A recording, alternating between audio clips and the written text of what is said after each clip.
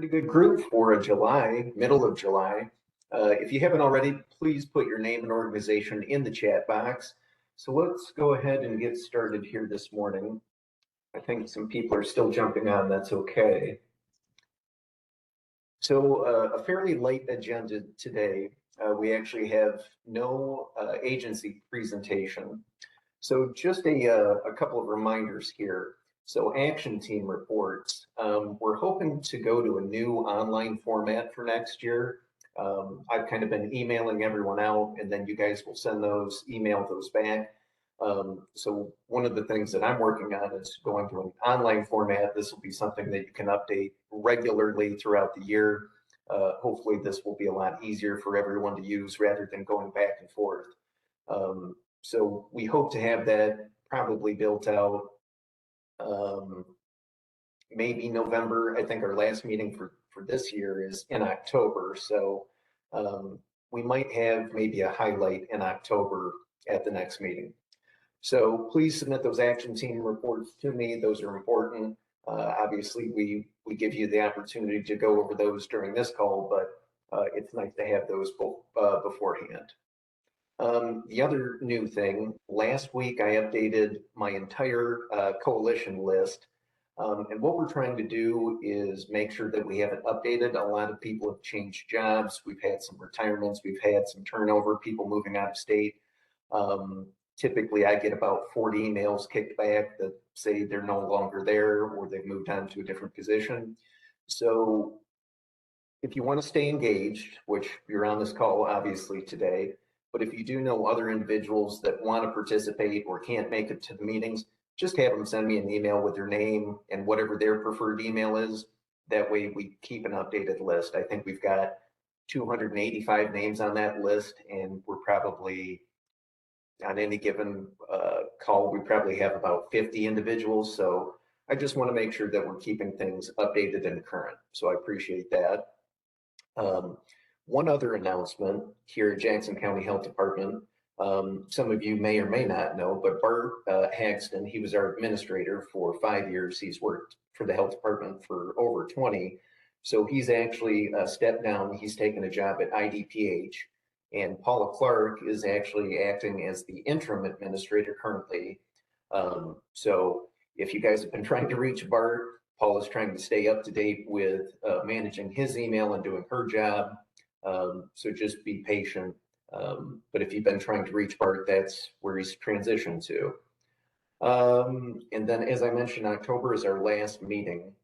For this month, we've gone to a quarterly format this year rather than every other month. I think it's working okay. I'm going to give you guys a little bit of time today to actually discuss that and see how things are going. So I'm just going to jump into what I'm calling the reinvigoration discussion, and this is open format. And then we're going to get into our action team highlights. So let me pull up.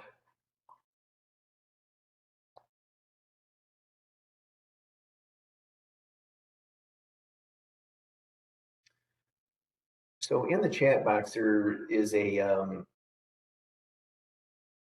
link at the very top for the HSID and Coalition Member Assessment Survey. I think Fonta sent this out maybe in May, and we only have had 11 responses so far. So if you're not comfortable providing feedback today, definitely either way complete the survey, because we want to make sure that we're hearing from everyone. It's anonymous. You can actually select what coalition that you're from, whether you sit on Franklin Williamson, Jackson County, maybe you sit on both of those. But just make sure that you are completing that survey, because it is important.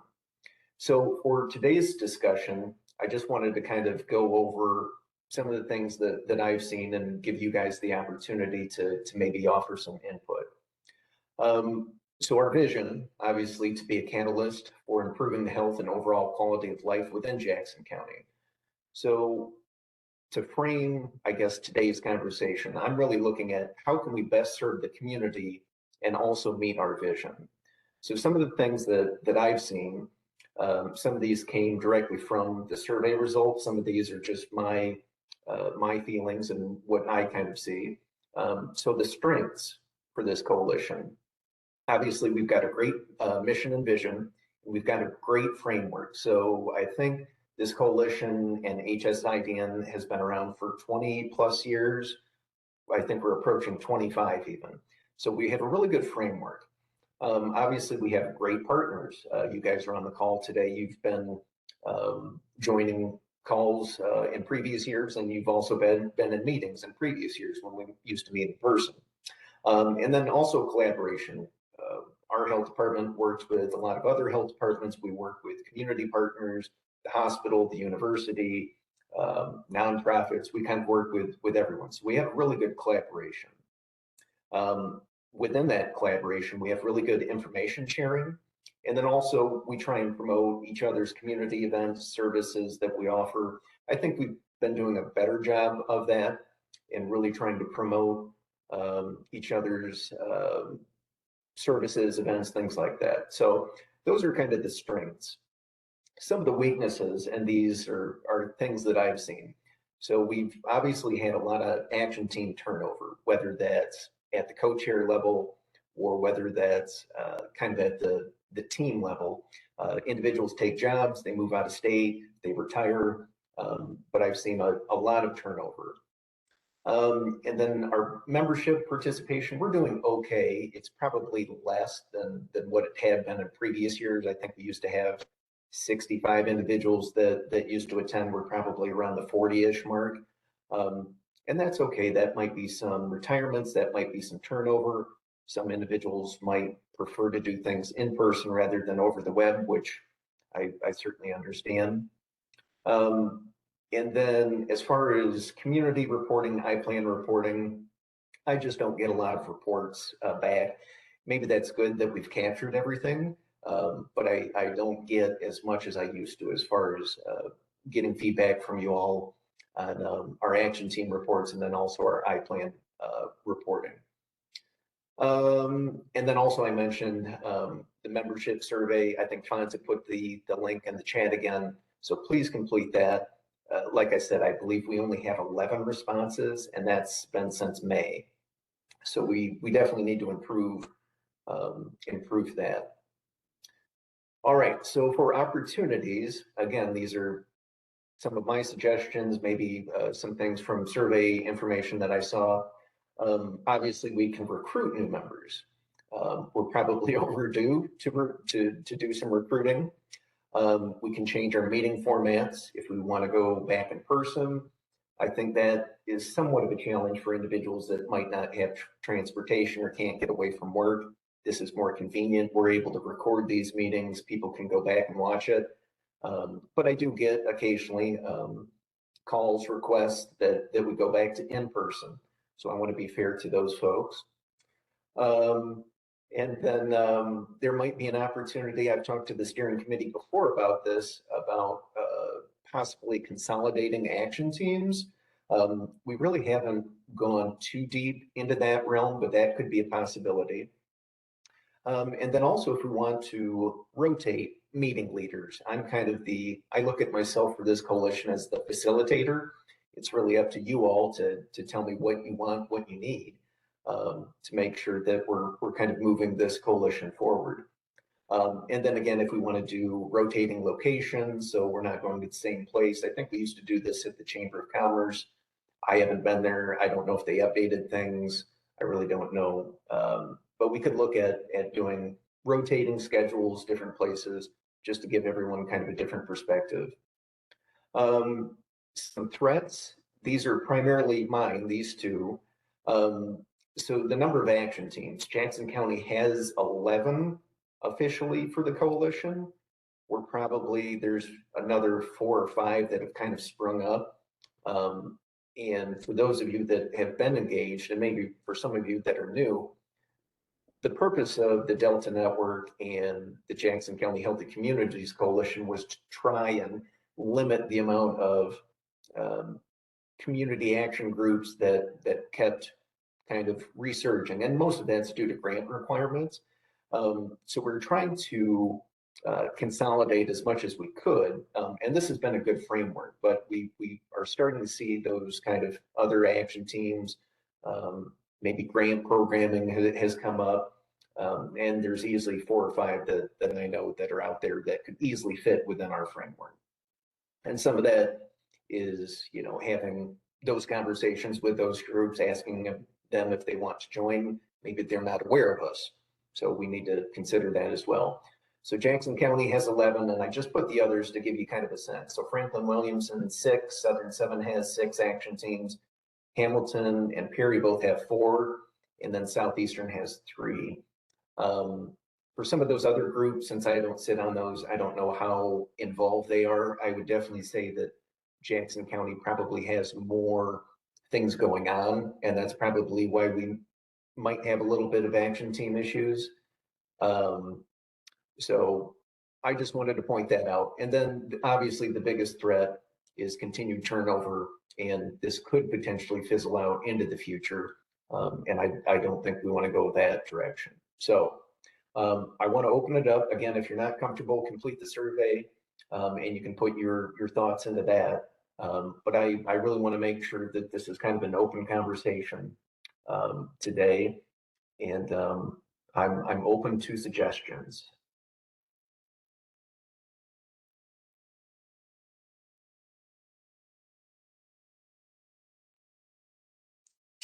Matt, this is Kitty.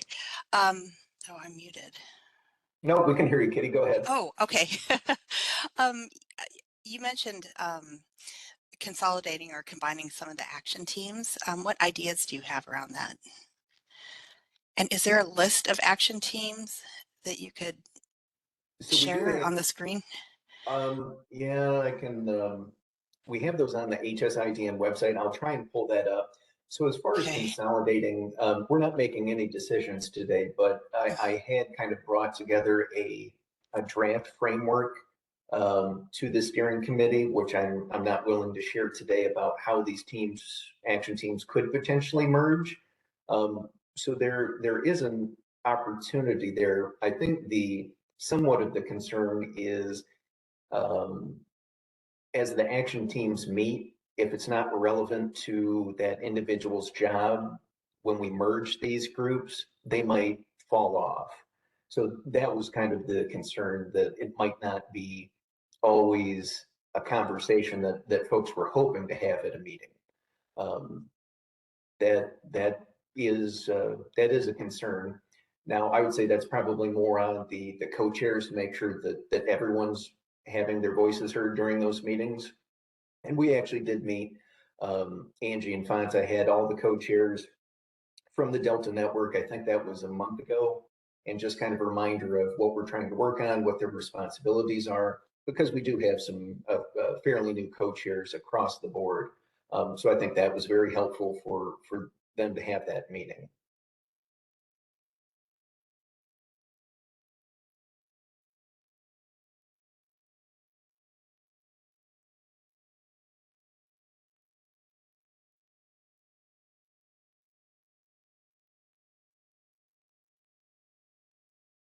Matt, I can bring up that list if you like. Were you able to find it, or your list of the, oh yeah, you have it. Okay, good. Yep, so I was just pulling it up here on the left-hand side. So I think the only one that we're missing is the Southern Illinois Food Pantry Network. And I'll admit, we actually have access, we being the health department have access to update this, and we don't update it as frequently as we should. So some of the things like an action team missing, I think we've got some outdated information maybe at the bottom here. I think we missed something. So we definitely need to do a better job of keeping this up to date. Now, I will say, if you go into steering committee and action teams, we have individualized,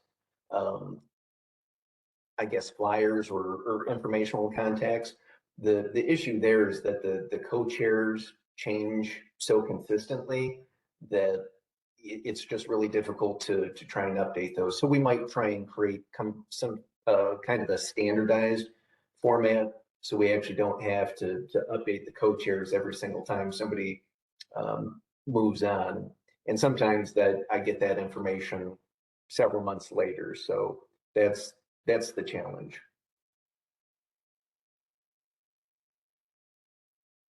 Thank you, Matt. Sure, appreciate your feedback. So any other thoughts? So one thing I would just mention, I think it's two of the action teams, or maybe three, are more regional. So like you mentioned, Matt, the Southern Illinois Food Pantry Network, and then also the Southern Illinois Cancer Action Network. Those are both kind of regional, so they work with all the coalitions in the lower counties. And then somewhat the Joint Access to Care team. So that's Jackson, Franklin, and Williamson, but Fanta could talk more to that, and they're looking at kind of what they want to do going forward. But my I guess I don't know if fear is the word, but many of these action teams are very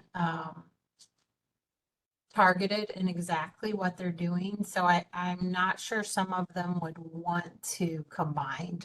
So I think back to your statement about maybe more conversations with the actual co-chairs.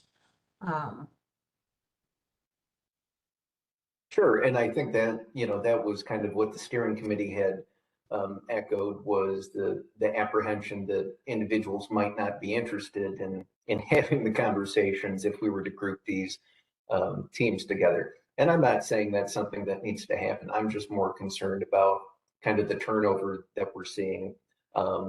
It doesn't appear like we're going to get a lot more community health type of people in the area.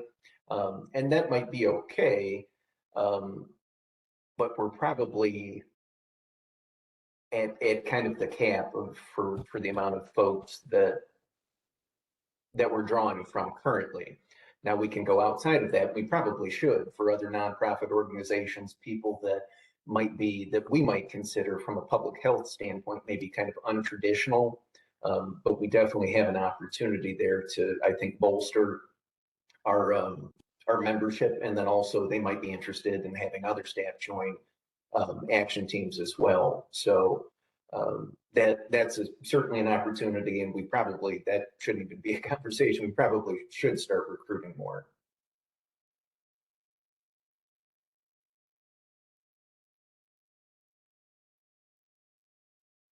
So any other thoughts on anything, or any co-chairs have any feedback? I know we had a couple just turn over within the last couple of months, so I don't know if any other co-chairs have any feedback about how their action teams are doing, or if they feel like things are going well. I definitely know that Positive Youth Development, they're doing great.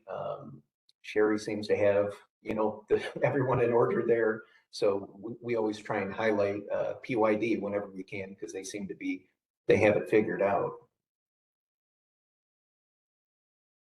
I think maybe once we look at some of those or talk to the co-chairs, if some of those groups are dormant or, on hiatus, if they don't have projects to work on, maybe they could potentially be a subcommittee, maybe under like Healthy Living Action Team or something like that, just so that group doesn't completely disappear when there's no current projects.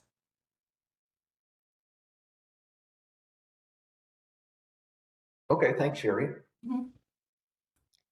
I just have a general comment. I would personally love to see these meetings back in person. I struggle with the virtual. I don't get as much out of them as I do in person, and seeing people on a regular and consistent basis makes a huge difference. I know that there's the benefit of being able to record these meetings, but maybe offering a hybrid sort of a situation.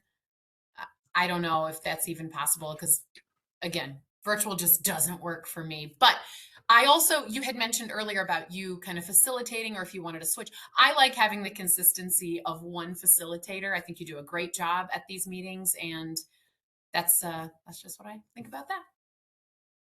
Yeah, thank you, Becky. I think there is a way that we can do in-person meetings and still have it recorded.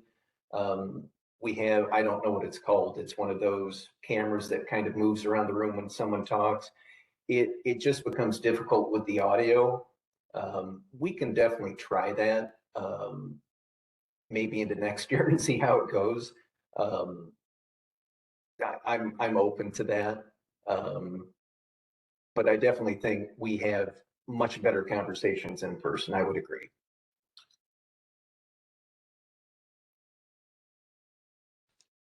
And maybe we could alternate in person and online. I find hybrid is really difficult sometimes, but I do miss seeing people in person. Sure. On a separate note, Matt, are there any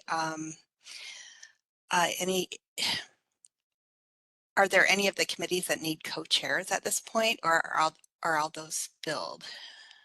Well, I'm just scrolling up here to see on my list. So currently, I think behavioral health needs a second co-chair. Built environment needs a second co-chair. I think healthy living needs another co-chair because I think they just lost their other co-chair. So I think it might just be those three. Now, Jamie Moore and Bart Hagston were leading the public health, medical, and preparedness. And so they're kind of on a hiatus currently, and Bart let me know about that. So that one we're not really too concerned about at the moment. So I think it might just be those three action teams. Cancer Action Team is looking for a co-chair too. Okay, that's right. I forgot about that. Thanks, Angie.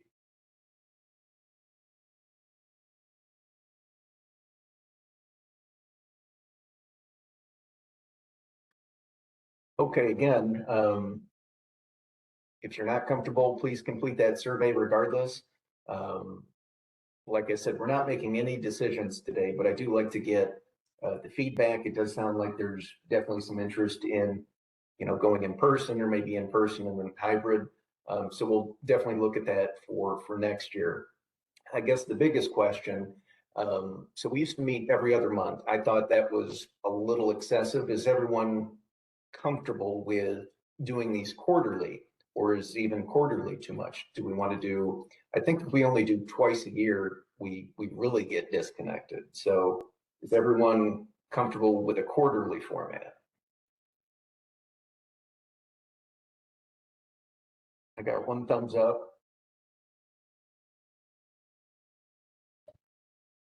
So some quarterlies. Okay, if we're comfortable with that, I'm fine with that. Okay.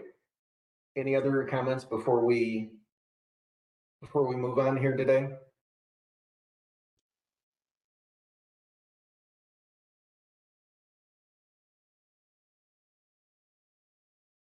Okay. Let's see. So we'll jump into action team reports. So I don't know if we have Amanda on. Ashley Moss just changed jobs. I think she's the the Masters in Public Health Facilitator Coordinator at the university. So she actually took that role.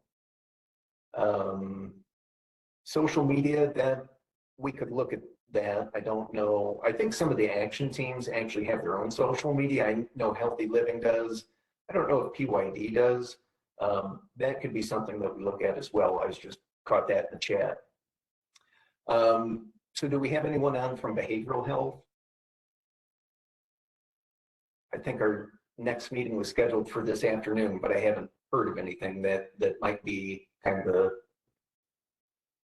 pending meeting to see where we go. Do we have anyone for built environment on? Molly, are you on the call today?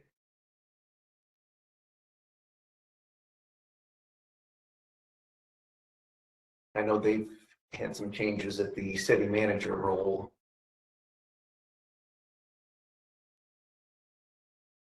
Well, I know Font is on. Font, do you have any updates for DTRT?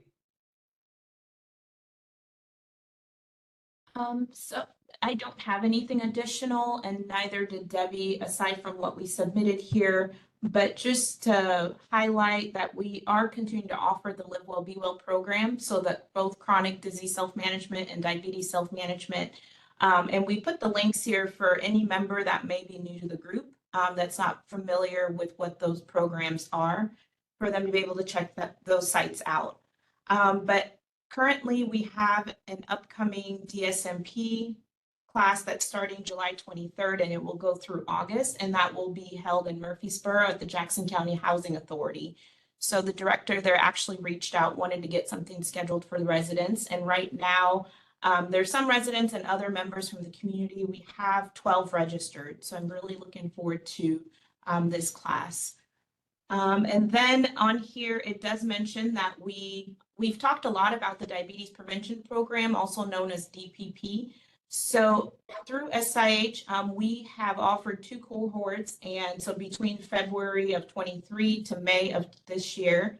And so right now we've completed those 2 cohorts. We've been in conversation with a lot of different groups, including DTRT, to try to figure out what our next steps are. So we do have a few things in order, but we're not quite ready to share those yet. So once we will with the group.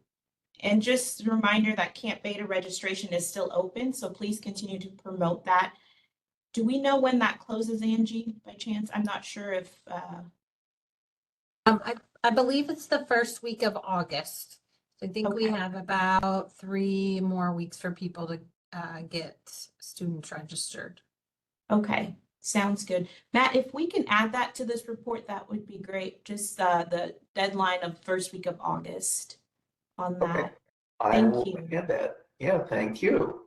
Yep, and our next meeting will be on August 22nd, and we do meet virtually between 11:30 and 12:30. And then we've also listed the remainder of meetings for this year at the bottom. That's it. Thank you. Great, thank you. Tony K, are you on this morning? No, Tony K is on vacation this week. She's not on. Okay, do we have any update for healthy living from anyone else? We did recently have a meeting that was just 3 of us on, so it was pretty slow going, but we had been doing physical activity challenges for Jackson County through this coalition. We've kind of postponed the one we had planned for summer, so we're turning that into a kickoff when school starts. So you could be on the lookout for that. I think that should come out sometime in August. Okay, great. Thank you, Sherry. Do we have, well, I know we have Becky on. Any update for healthy seniors?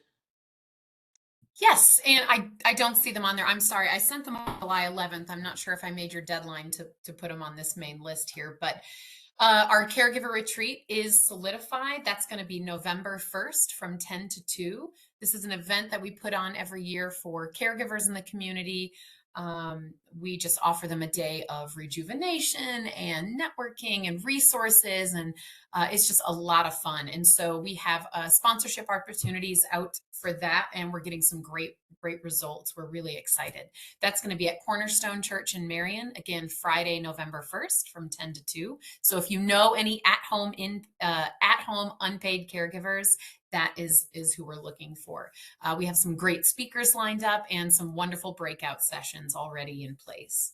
In the works, I know I had mentioned it before, but I'm going to keep talking about it until we have it officially organized, is the senior prom. We're going to be looking to get that set up in 2025.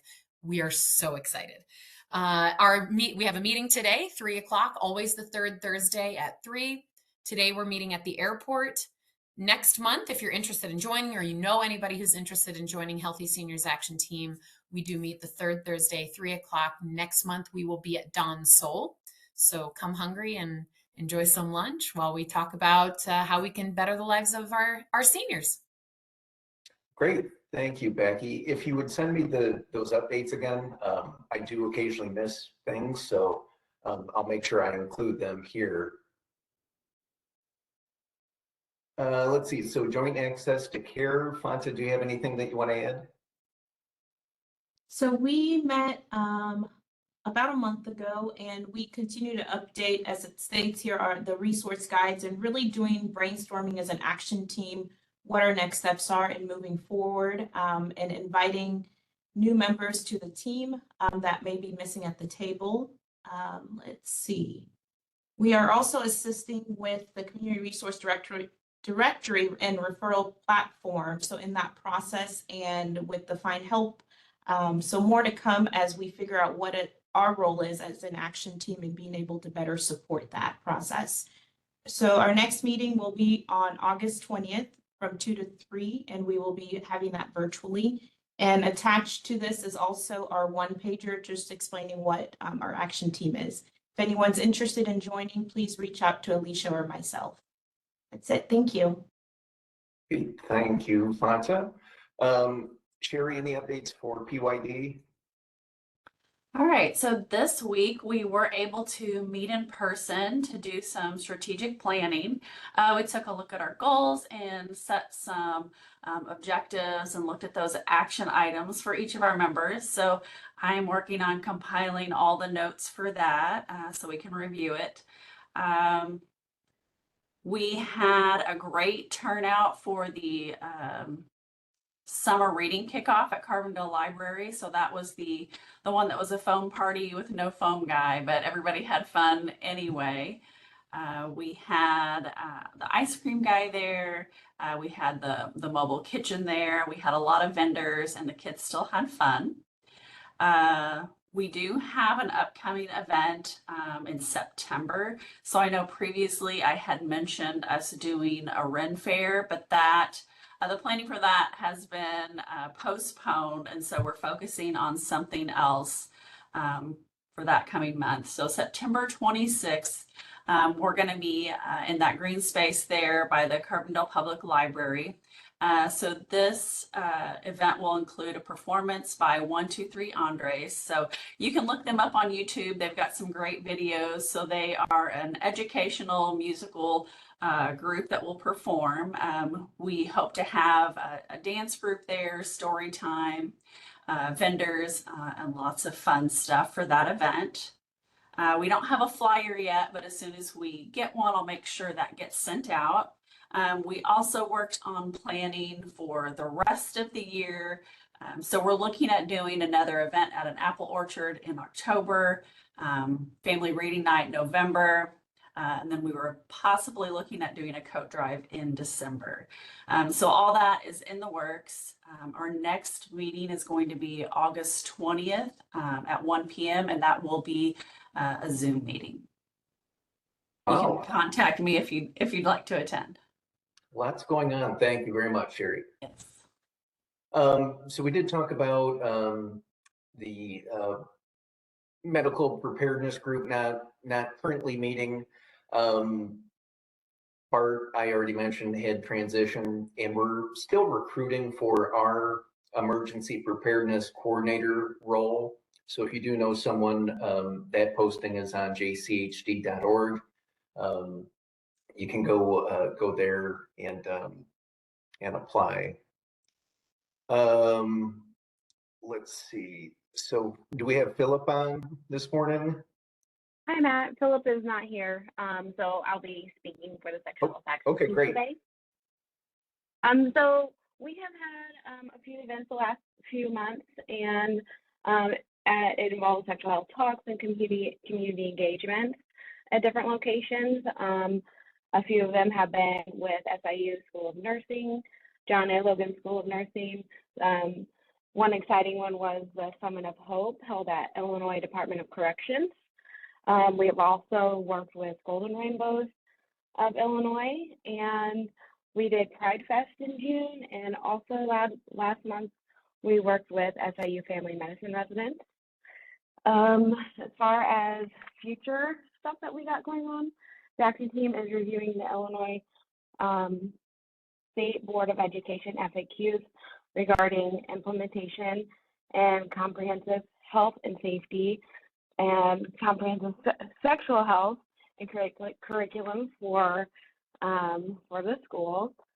We are also reviewing the comprehensive personal health and safety sexual health education survey And our next in-person meeting is at the Health Department on August 14th. Great. Thank you very much, Stacy. Angie, do you have any updates for Cancer Action Network? I know you were on vacation recently as well. Yeah, so I just put my update into the chat. I am still looking for a co-chair for the Southern Illinois Cancer Action Network. So if anyone is interested, I have the goal and strategies listed. Our next meeting is September 17th from 2 to 3:30. We typically meet every other month. We're skipping some summer dates, but every other month, and have a speaker on cancer prevention, screening, or research, and then resource sharing and collaboration regarding upcoming events. I did just send information, or we're sending out a survey from American Cancer Society to our members. So if you are one of those members, if you can complete that. So just trying to share a lot of resources and coordinate on events. Great. Thank you very much, Angie. All right, so community updates. Paula Clark had a few. Paula, are you still on? Yes, I am. Okay, go ahead, please. I just wanted to highlight a few programming updates. We're doing our back to school immunizations.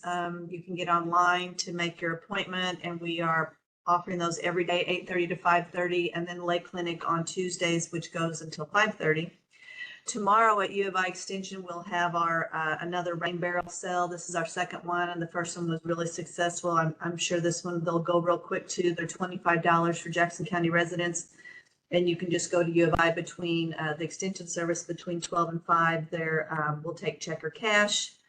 And then Matt mentioned a few of our job openings, but we are still advertising on Facebook and our website for an administrator to replace Bart, a tobacco coordinator, and then our emergency preparedness coordinator. So spread the word for those positions or direct people to our Facebook or our website. Thanks a lot. Great, thank you very much. Do we have any other community updates? I know some of you had put some information in the chat, so I'll make sure that I put that into our report. Just a reminder that we do post this on our Jackson County Health Department website. So the recording, and then also the action team reports with all the text, we include that so people can look at that if they missed today's meeting. So Sarah Miller, I saw your hand raised, go ahead. Hi, got some updates for Shawnee Health. We have opened our behavioral health counseling to the public. I'm going to put all of this in the chat. So you just call our main number at 519-9200.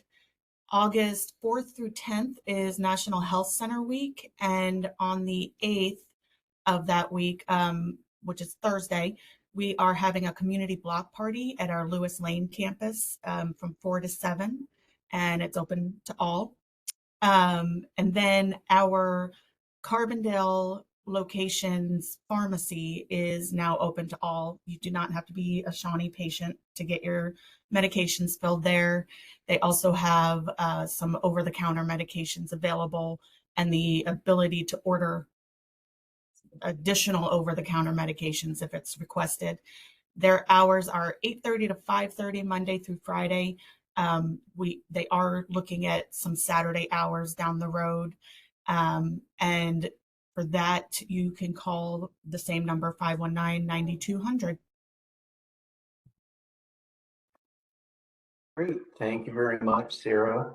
So just in the chat, Angela was wondering about the sexual health action team. So they meet at 3 p.m.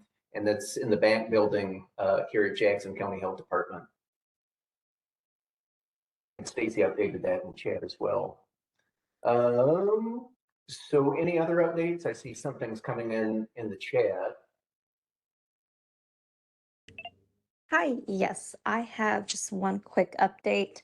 My name is Anna Deodamuno. I'm with Rides Mass Transit District, and I didn't know if everybody already knew or not. It's been in the news and everything, but After August 10th, we will no longer be the service provider for the Saluki Express in Carbondale, and it will actually go over to the Jackson County transportation system there. So we will no longer be the service provider. We will still offer the intercity routes, however, that we currently offer from Marion to Carbondale. But our footprint in Carbondale, apart from that intercity route, will be more limited. So I just wanted to kind of set that reminder. It'll be August 10th. Okay, thank you very much, Anna. Jennifer? Go ahead. Hi, I just wanted to make sure that everybody is aware of the annual Food Security Summit on August 27th. And it's at John A. Logan College. It'll start at 8:30. There is a $20 registration fee to basically cover lunch, but I will put the how you can register in the chat. Great, thank you very much. Angie Bailey? Yeah, so SIH is still working on our community health needs assessment. So if any of you have not yet completed the online survey, or asking you to do that, it runs through the end of this month. And then we're working on kind of our internal data collection and some other things in that area, but still looking for survey respondents. So you can find that on the SIH Facebook page.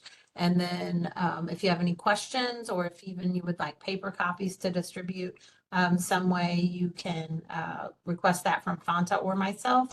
And then we also have little postcards if anyone is willing or interested to help us distribute those in the community.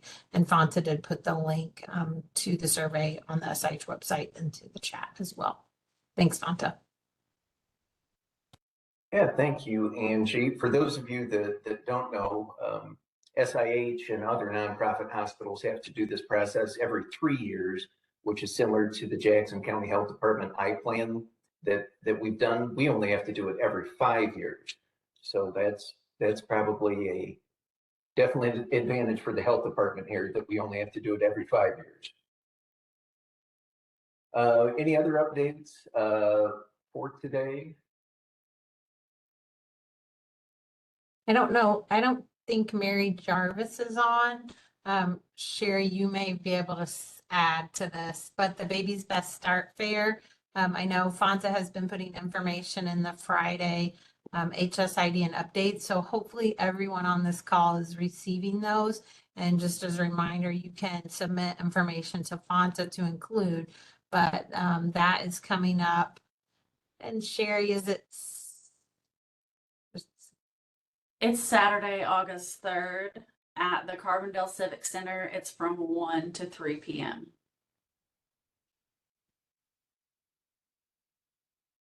Great. Thanks. Great. Thank you. Jennifer, did you have another comment or update rather? Oh, no, sorry. Let me lower my hand. Okay. Any other updates for this morning?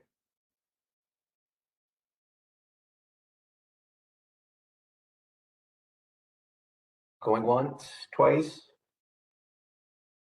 All right, well, I appreciate everyone being on. Like I said, please do complete that survey. Fonta put that in the chat, and also I'll include it in this report, which lives online on Jackson County Health Department's website, along with the recording. Typically, we can get that up the next day. So for individuals that couldn't make it or might be on summer break, they can go back and watch at a later date. So next meeting, October, I already forgot what it was. I think 16th, 17th, but we'll send you a reminder as we get closer. So thank you very much. Enjoy the cooler weather while we have it, and we'll talk to you guys soon. Thanks, Matt. Bye, everyone.